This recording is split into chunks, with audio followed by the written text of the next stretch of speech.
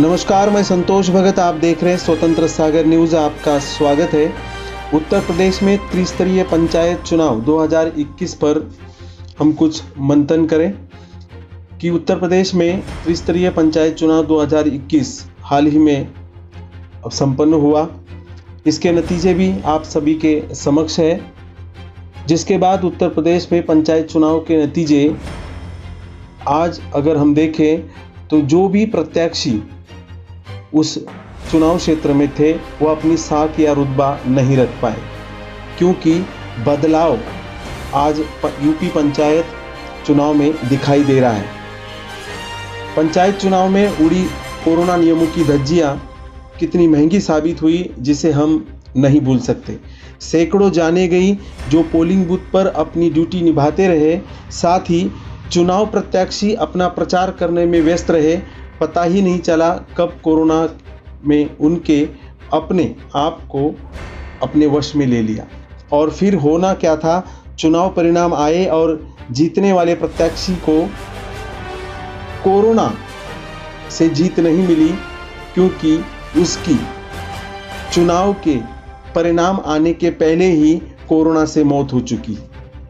वैसे वैसे समर्थक और परिजन दुख के सागर में डूबे, क्योंकि चुनाव के परिणाम आए तो सुनकर जब बहुत बड़ा झटका लगा तो उनकी आंखों में भी आंसू झलक रहे थे। अब चुनाव आयोग ऐसी जगहों पर दोबारा चुनाव कराएगी। खैर, अब हम आपको यह बताना चाहते हैं कि यूपी के पंचायत चुनाव के नतीजे मोदी जी और यूपी के मुख्यमंत्री आदित्यनाथ योगी के लिए बड़ा सदमा हो सकता है, क्योंकि अगले ही साल यूपी में विधानसभा चुनाव होने वाले हैं, जिसमें मोदी की साख कमज़ोर पड़ती दिखाई दे रही है। ये कैसे, ये हम आपको बता दें कि इस चुनाव में जहां जहां भाजपा पार्टी और मोदी के चेहरे को अपनाया गया, लगाया गया, इस्तेमाल किया गया, वहां वहां बीजेपी पार्टी को और उस बैनर को लड़ने वाले प्रत्याशी को वहां मुंह के बल गिरना पड़ा और भाजपा को बड़ा नुकसान हुआ। इसको हम किसान आंदोलन से भी जोड़ सकते हैं और कोई गैर नहीं होगा, क्योंकि किसान आंदोलन को लेकर जो गैर जिम्मेदाराना वर्तन और विचार शैली को सुना और देखा गया, जिसको मोदी ने सदन भवन में खुलकर मजाक भी उड़ाया, जिसको भारतवर्ष में रहने वाला हर किसान भूल नहीं सकता। खालिस्तानी और आतंकवादी तक उनको कहा गया, और यही खालिस्तानी और आतंकवादी किसानों ने ही यूपी में पंचायत चुनाव में भाजपा को ऐसा मजा चखाया है, जिससे सत्ता में चूर हुए अहंकार की चरम सीमा को पार करने वालों को उनकी औकात तक दिखाई दी। जैसे कि कई खबरें सोशल मीडिया में ये भी आ रही थी कि बीजेपी के विधायक और रिश्तेदार भी चुनाव में खड़े थे, पर इस बार ऐसा हुआ कि विधायकों के सभी रिश्तेदार चुनाव में हार गए, जिसकी चर्चा खूब चली।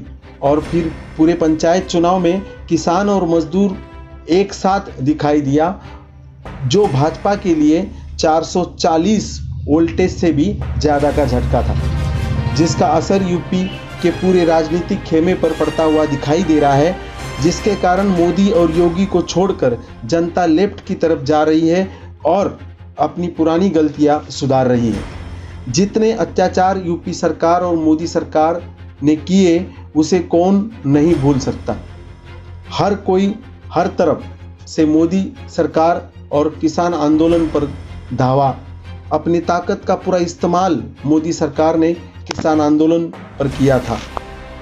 पूरी सरकार यंत्रणा को लेकर किसान आंदोलन को विफल करने पर लगा था, जिसके कारण किसानों के मुखिया राजेश टिकैत को रोना भी पड़ा था।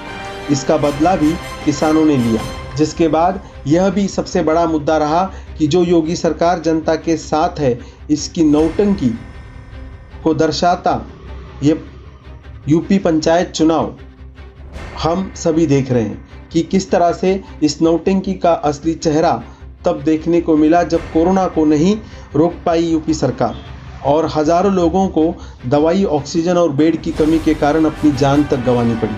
और पहली बार कि कोरोना की लहर से यूपी सरकार कुछ भी नहीं सीख पाई, जब पहली लहर कोरोना की आई और हजारों सैकड़ों लोगों को अपनी जान गंवानी पड़ी।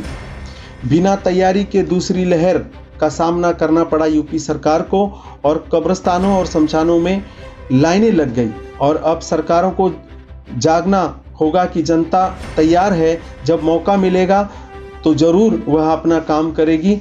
अब देश की हुकूमत भी हिल गई है और हाल ही में हुए 5 राज्यों के चुनाव नतीजों को आप देख सकते हैं, जिसमें सभी राज्यों में जितना भाजपा चाहती थी उतना परफॉर्म नहीं दे पाई। और यहाँ आज जो झांकी जनता ने देखी है, अब आने वाले हर चुनाव में जनता के खिलाफ अपने नियम और निर्णय लगाने वाले मोदी सरकार को शायद इसी प्रकार से जनता की वोटों की आवाज़ सुननी होगी और जनता द्वारा दिया गया चुनाव परिणाम पर विचार और मंथन करना पड़ेगा।